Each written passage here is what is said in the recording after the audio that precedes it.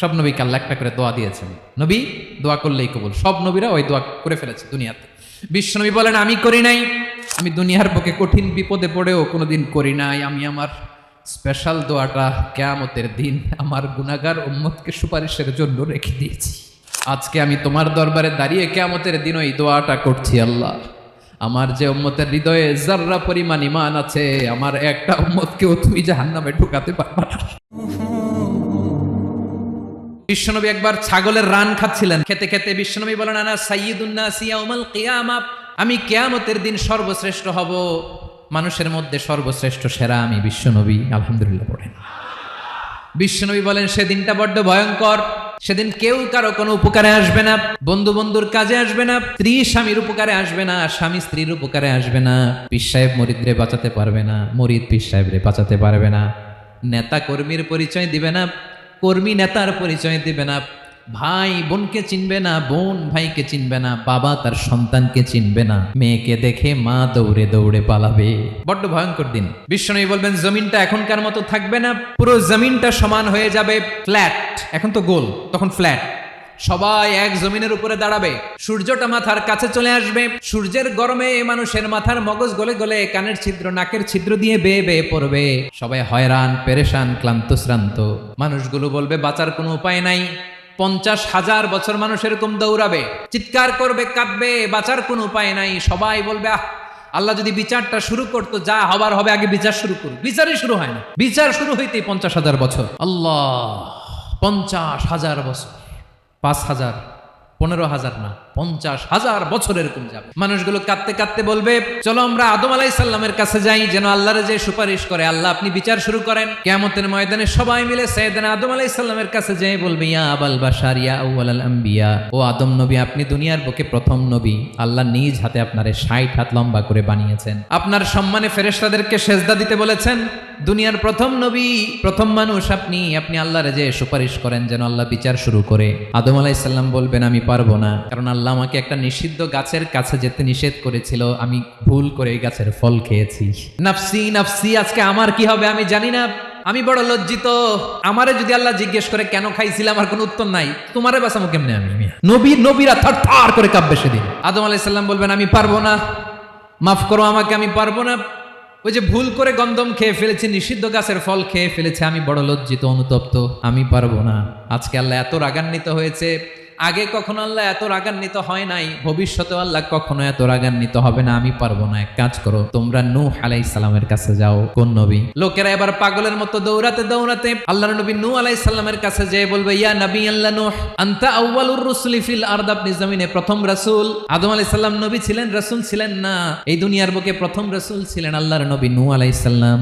সবাই বলবে ও নবী আল্লাহ নূহ, রাসূল আল্লাহ নূহ, আল্লাহ আপনাকে আবদান শাকুরা, শুকরগুজার বান্দা বলে কোরআনে বলেছে। কোরআনে নূহ আলাইহিস সালামের নামেও সূরা আছে না নাই? আপনি আল্লাহর প্রিয় বান্দা, প্রিয় রাসূল। দেখেন আমাদের কি দশা, ঘামতে ঘামতে শেষ, জমিনটা তামার জমিন, সূর্যটা মাথার কাছে, কি করবো আর পারি না, ঘামতে ঘামতে আর কত ঘামবো, কত দাঁড়িয়ে থাকবো। আল্লাহরে যে বলেন বিচার যেন শুরু করে। নূহ আলাইহিস সালাম বলবেন আমিও পারবো না, আমিও পারবো না, আমি আমার ছেলের জন্য এক কথা বলে ভুল করে ফেলছি। যখন মহাপ্লাবন হবে আমি বললাম আল্লাহ আমার কলিজার টুকরা সন্তান রে বাঁচান।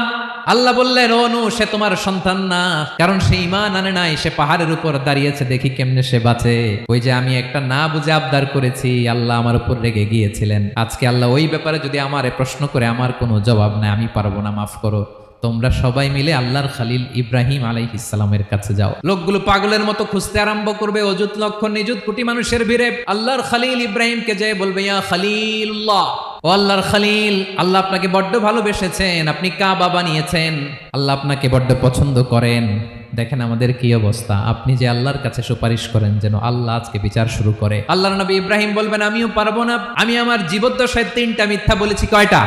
আসলে মিথ্যা না, একটু টুইস্ট করে কৌশল করে কথা বলেছিলেন, ওইটাকে হাদিসে মিথ্যা বলা হয়েছে। আমি জীবনে 3টা মিথ্যা বলেছি, জীবন বাঁচানোর তাগিদে কৌশল করে 3টা কথা বলেছি। আজকের এই কঠিন ময়দানে আল্লাহ যদি ওই 3টা কথার ব্যাপারে জিজ্ঞেস করে, লজ্জায় আমি মাথা দেখাতে পারবো না, আমিও পারবো না, আমিও পারবো না। আজকে আল্লাহ এত রেগে আছে, আগে কখনো এত রাগে নাই, পরেও রাখবে না।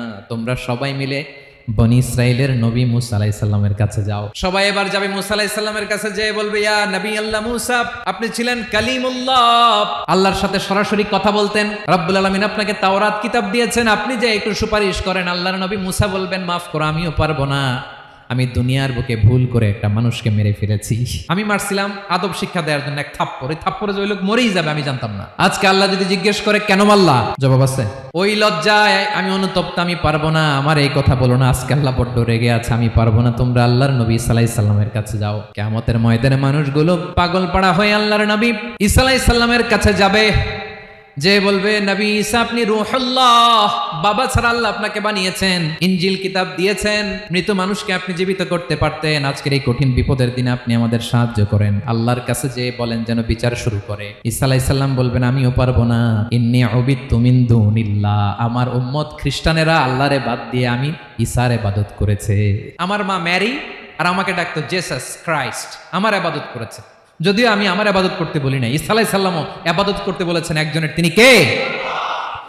আল্লাহর নবী ঈসা আলাইহিস সালাম বলবেন, আমিও পারবো না, আজকে আল্লাহ অনেক রেগে আছে, আমি পারবো না, তবে একটা পরামর্শ দিতে পারি, একটা সাজেশন দিতে পারি। আজকের দিনে এই কঠিন মুসিবতের কালে, এই কঠিন সময়ে কেউ আল্লাহর দরবারে দাঁড়িয়ে একটা টু শব্দ করার ক্ষমতা কারো নাই, একমাত্র আখিরি জামানার পয়গম্বর বিশ্বনবী মুহাম্মদুর রাসূলুল্লাহ ছাড়া।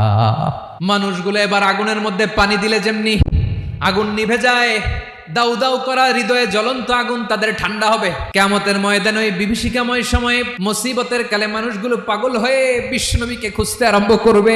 সবাই মিলে বিশ্বনবীর কাছে যেয়ে বলবে, ইয়া রাহমাতাল লিল আলামিন, ইয়া খাতামান নবীন, রাহমাতাল লিল আলামিন, দেখেন আমাদের কি অবস্থা, কি কঠিন বিপদে আমরা আছি, দাঁড়াতে পারি না, সূর্যের আলোতে ঘেমে হয়রান। আজকে কেউ সুপারিশ করতে পারবে না, সব নবীরা অপারগতা স্বীকার করেছে, তারা বলেছে আপনি ছাড়া কেউ নাকি আল্লাহর সামনে দাঁড়াতে পারবেন না, আপনি একটু সুপারিশ করেন। বিশ্বনবী বলবেন, আসো আসো, আজকের দিনে আমি ছাড়া আল্লাহর সামনে কেউ দাঁড়াতে পারবে না। বিশ্বনবী মাকামে মাহমুদে যে আল্লাহু আকবার বলে সিজদায় লুটিয়ে পড়বেন। আল্লাহ রাব্বুল আলামিন বিশ্বনবীকে এমন কিছু চমৎকার শব্দ শেখাবেন, ওই শব্দগুলো দিয়ে আল্লাহর প্রশংসা করে বিশ্বনবী কাঁদতে আরম্ভ করবেন। বিশ্বনবী এমন ভাবে অঝোর দ্বারায় সিজদায় লুটিয়ে পড়ে কাঁদবেন, রব্বুল আলামিনের রহমতের দরিয়ায় জোশ লেগে যাবে। রব্বুল আলামিন এই দৃশ্য থেকে সহ্য করতে পারবেন না। রব্বুল আলামিন বলবেন, ইয়া মুহাম্মদ ইরফা রাসাক, ও নবী আপনি মাথা তোলেন, মাথা তোলেন, আপনার কান্না আমি সহ্য করতে পারি না, নবী আপনি মাথা তোলেন, সাল তুতা, আজকে আপনি যা চাবেন তাই দেব। নবী আপনি সিজদা থেকে মাথা তুলেন, সাল তুতা। বিশ্বনবী এবার মাথা তুলবেন।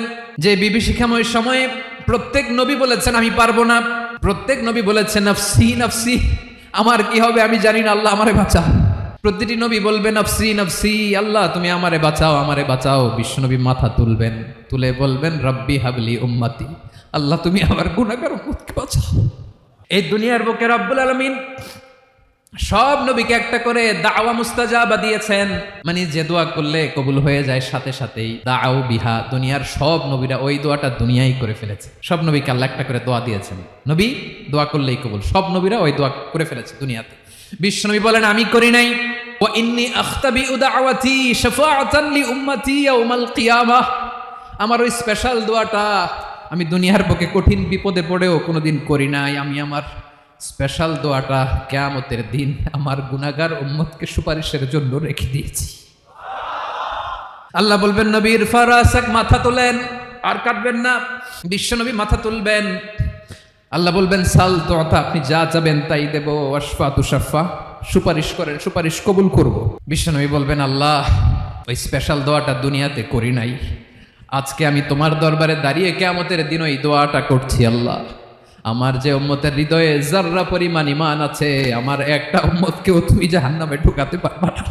বিশ্বনবী পাগলের মতো একবার হাউজে কাউসারে যাবেন, একবার সিরাতে যাবেন, একবার পুলসিরাতের দিকে, একবার হাউজে কাউসারের দিকে পাগলের মতো দৌড়াতে থাকবেন, তার কোনো গুনাহগার উম্মত যাতে জাহান্নামে ঢুকে না যায়। সেদিন কেউ সুপারিশ করতে পারবে না বিশ্বনবী ছাড়া। এজন্য 5 নম্বর আল্লাহ বললেন মান যাল্লাযী ইয়াশফাউ ইনদাহু ইল্লা বিইযনিহি, কার সাহস আছে, কার এত বড় বুকের পাটা কিয়ামতের কঠিন দিন আল্লাহর সামনে দাঁড়িয়ে সুপারিশ করবে? কারো ক্ষমতা নাই, কারো ক্ষমতা নাই। বিশ্বনবী সেদিন সিজদায় পড়ে উম্মতের জন্য কাঁদবেন, সবাই কাঁদবে, নফসি নফসি, আল্লাহ আমারে বাঁচাও, আল্লাহ আমারে বাঁচাও। বিশ্বনবী বলবেন উম্মাতি উম্মাতি। বিশ্বনবী আমার জন্য কাঁদবেন, আপনার জন্য কাঁদবেন, আমাদের জন্য সেদিন কেঁদে কেঁদে জাহান্নামের দরজায় দাঁড়িয়ে আমাদেরকে টেনে টেনে জান্নাতে ঢুকাবেন। এজন্য এই বিশ্বনবীর ভালোবাসা যেন আমাদের হৃদয়ে ভরপুর থাকে। আমার ভাইয়েরা, প্রতি শুক্রবার বিশ্বনবীর উপরে বেশি বেশি যেন আমরা দুরূদ পড়ি। আমরা যখন বিশ্বনবীর সালাম দেই, দুরূদ পড়ি, একদল স্পেশাল ফেরেশতা আছে যারা বিশ্বনবীর দুরূদটা নিয়ে সরাসরি বিশ্বনবীর রওজায় যায়, যে বলে অমুকের বেটা অমুক আপনারে সালাম দিয়েছে। বিশ্বনবী নিজ কবরের থেকে নিজেই সালামের উত্তর দেয়। বিশ্বনবীর ভালোবাসা যেন আমাদের হৃদয়ে থাকে, বিশ্বনবীর সুন্নাহ দিয়ে যেন আমাদের জীবনটাকে সাজাই। পারা যাবে ইনশাআল্লাহ। বিশ্বনবীর ভালোবাসা ছাড়া কেউ জান্নাতে ঢুকতে পারবে? বিশ্বনবীর পক্ষে আমরা বলবো, বিশ্বনবীর পক্ষে আমরা লিখব, বিশ্বনবীর জন্য আমরা আমাদের কলিজার রক্ত বিলিয়ে দিব, ঠিক কিনা বলেন? সেদিন বিশ্বনবী ছাড়া কেউ সুপারিশ করতে পারবে না। 5 নম্বর আল্লাহ বললেন মান যাল্লাযী ইয়াশফাউ ইনদাহু ইল্লা বিইذনি। কে আছে সুপারিশ করবে আল্লাহর সামনে? আর আপনি আপনার বাবার দরবারে যে সেজদা দেন, হ্যাঁ?